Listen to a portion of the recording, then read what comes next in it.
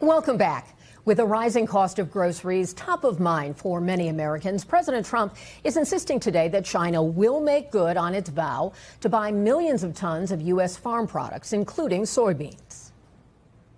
Our relationship with China has been very good. And as far as buying our farm products, they're pretty much on schedule, Scott. I'd like you to call them, say if they could speed it up, it would be good. Okay, but they're pretty much on schedule. His comments coming as data from the Department of Agriculture shows China is so far well short of its obligations based on an agreement reached during the president's meeting with Chinese President Xi. That happened last month. The USDA reporting that China has made 2 soybean purchases that total 332,000 metric tons. So they are buying, but that is well short of the 12 million metric tons that Agriculture Secretary Brooke Rollins said China had agreed to buy by January. And the USDA has since revised those numbers downward, acknowledging that one of China's purchases was 100,000 metric tons, and that's smaller than initially reported. And we are joined now by the Agriculture Secretary Brooke Rollins. I so appreciate your time today. Thank you for making time for us. So we know China is buying, but maybe not at the rate that is expected. So what assurances have you received that China will make good on its soybean purchase promises? Well, thanks for having me on. Obviously, this president is very focused on making America affordable again, supporting our farmers and our ranchers. And to your lead into our conversation, where our soybeans stand in terms of the commitment from China. So the number you put up on the screen was about a couple weeks ago. In the middle of the night, we got word, and Jamison Greer, our U.S. trade rep, and I were talking, actually, I think it was 3 a.m. this morning, that almost another $1 million purchase order, or sorry, million metric ton purchase order had come in, and that's just another step and another step. Listen, we got to get to 12 million. That was the commitment that was made. But the president, Secretary Scott Bessent, who is in constant communication with the teams in China, and of course our entire cabinet are very focused on this, and all signs are pointing to that they will fulfill that commitment. And again, last night's million metric ton purchase is a good step in that direction. Well, appreciate you bringing us some breaking news there. Is it a seasonal issue? And when you consider how much time is left until January, can they make up that ground? Absolutely, they can make it up. And this is the way the market and the trading often works. I mean, clearly, China buys about 65% of our soybeans in any given year. With the back and forth over the last year, especially during the last few months, they had put in 0 purchase orders. Then, of course, the president goes in with Secretary Bessent, cuts a deal, puts our soybean farmers at the top of the list. The 12 million metric tons is committed to for this year, 25 million for the years coming later. But at the end of the day, there is no sign that China will not meet that commitment. And I have every confidence that the president, and just what you showed in the Oval Office, hey, Scott, call them and tell them to speed it up, that in fact, those purchases are coming. But if I may say, this goes to the larger work that the president's doing to open up markets around the world so that we're not so reliant on one market, especially for one of our row crops like soybeans, that this will be less of a problem in years to come, because we've opened up markets in Indonesia, across Asia, now Central America, in the EU and in Europe, where they're going to be a lot more soybean and wheat and cotton and a lot of our other row crops and all of our products that are going to be moving out across the world in a much bigger way than has been in the recent past. And of course, President Trump has rolled back tariffs on some critical food groups, and that will probably mean that Americans will see some prices at the supermarket come down. He picked some key things, especially those products that are not made in the not produced in the United States. So, do you see a timeline for when the rollback of the tariffs will result in lower prices at the grocery store?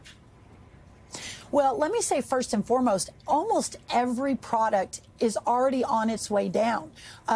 Dairy, I think, is down 14% at the supermarket. Of course, eggs down 86% over the last year.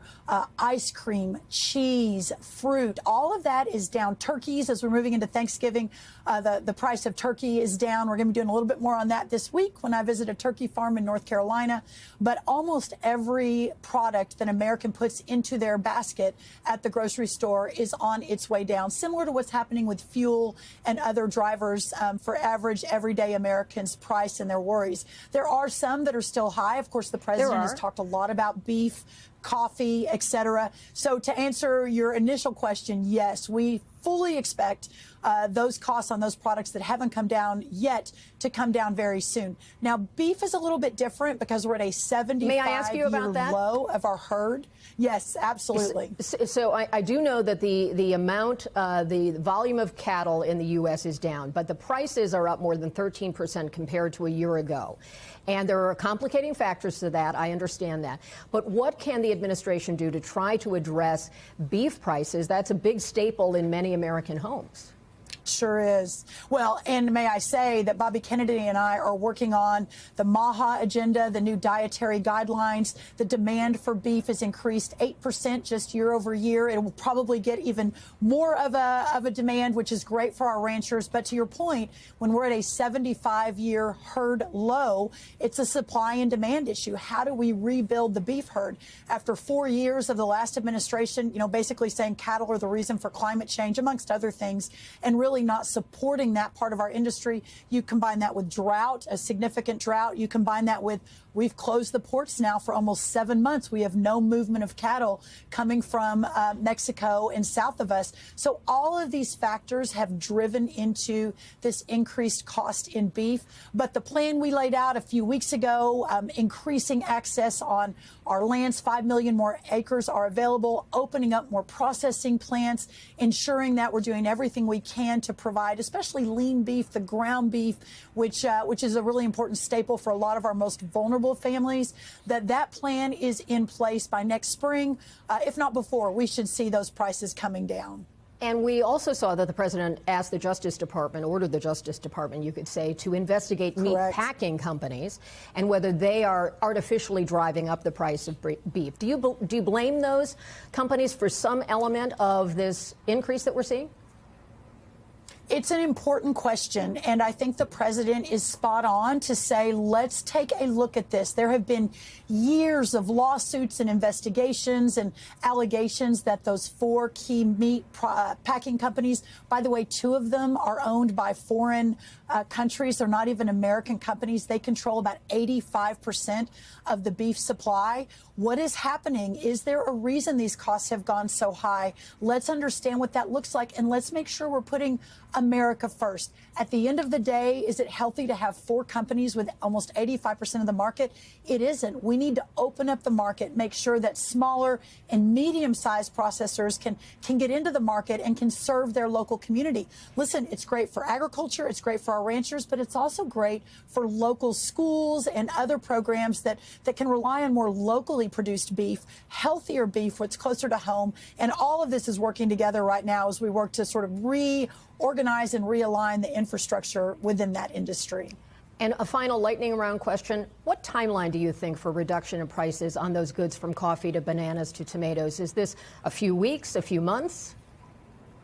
It should be very quick, within, I'd say, a few weeks to a few months. Those tariffs have come off. The things like coffee that we don't produce in America or bananas, et cetera, those are important too. And the president fully realizes that. And as his, again, resolute drive toward making America affordable again, we are all hands on deck across our entire cabinet, coming up with creative ideas, working with the private sector, and ensuring that while we have this amazing wage growth, why we see fuel and everything coming down, but that Americans feel that in their pocketbooks, around their dinner table, and that they really can work for the American dream. That's the goal. We so appreciate your time this afternoon, Secretary Brooke Rollins. Thank you for making some time for us. We appreciate it. Oh, so great to be on. Anytime. Thank you. We thank you for watching. And remember, stay updated on breaking news and top stories on the NBC News app or watch live on our YouTube channel.